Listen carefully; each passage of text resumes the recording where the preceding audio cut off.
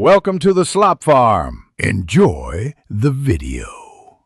You start by preparing your account and device so the switch works cleanly. Sign into the Google account you plan to use and back up purchases or subscriptions. Once done, disable any active VPN. If you need a VPN for region testing, connect it later when prompted.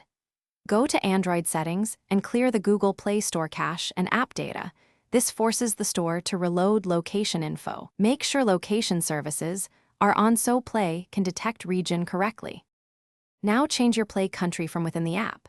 Open Play Store, tap Menu, then Account, and look for Country and Profiles. Google shows a new country option if your IP or address indicates a different region.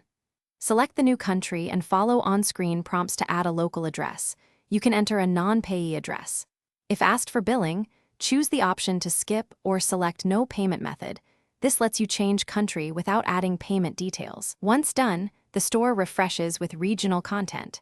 Finish by restarting your device so Google Play fetches new country content and regional apps.